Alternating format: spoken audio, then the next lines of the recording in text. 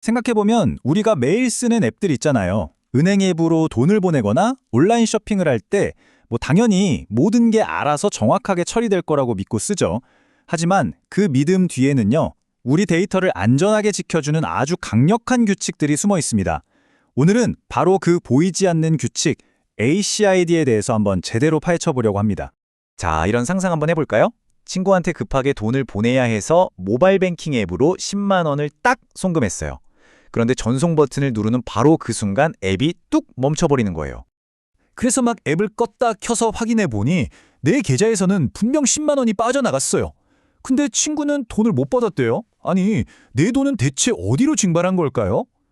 만약 이런 끔찍한 디지털 대혼란을 막아주는 안전장치가 없다면 우리는 아마 어떤 온라인 거래도 믿지 못하게 될 겁니다. 바로 이런 끔찍한 상황을 막아주는 안전장치가 바로 ACID입니다. ACID는요, 이런 디지털 재앙을 막기 위해 1983년에 소개된 데이터베이스의 4가지 핵심 원칙이에요. 수십 년 동안 데이터 시스템의 신뢰를 지켜온 말하자면 헌법 같은 기본 규칙인 셈이죠.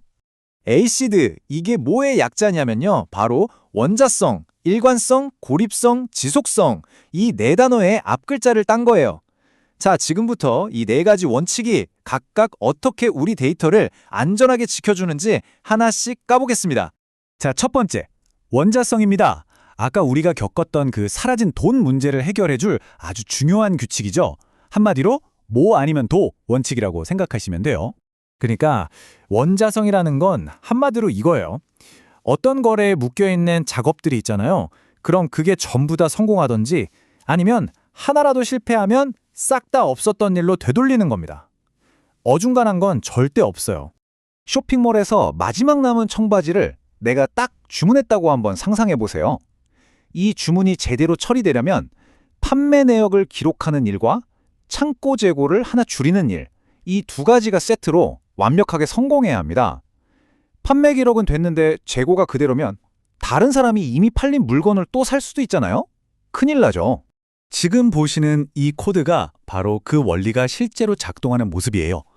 비긴 트랜잭션이라고 해서 지금부터 하는 작업들은 한 묶음이야 라고 선언하고요. 모든 일이 잘 끝나면 커밋으로 땅땅땅 확정하는 거죠. 이 블럭 안에 있는 애들은 그냥 한 팀, 운명 공동체라고 보시면 돼요. 하나라도 실패하면 시스템이 전부 시작 전 상태로 되돌려버립니다. 덕분에 데이터가 뒤죽박죽 될 일이 없는 거죠. 좋습니다. 그럼 2번째 원칙, 일관성으로 넘어가 볼까요?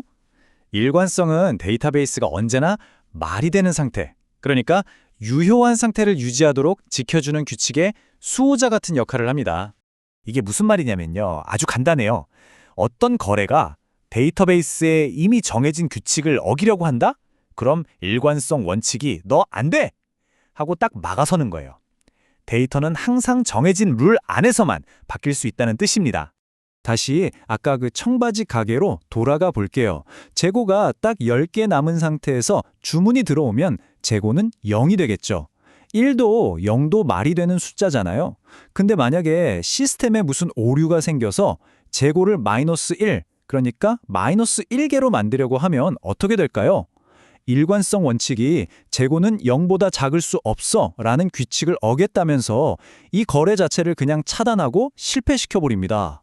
지금 보시는 이게 바로 그 증거입니다. 데이터베이스 설정 코드에 보면 체크, 큐티, 이상 0 이하는 부분이 있죠.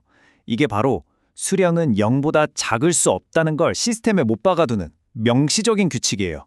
바로 이 간단한 규칙 하나 덕분에 데이터베이스는 스스로의 상태를 항상 올바르게 지켜낼 수 있는 겁니다. 자, 벌써 3번째 원칙이네요. 바로 고립성입니다. 이건 여러 작업이 동시에 일어날 때 서로 방해하지 않도록 만들어주는, 말하자면 개인 작업 공간 같은 거예요.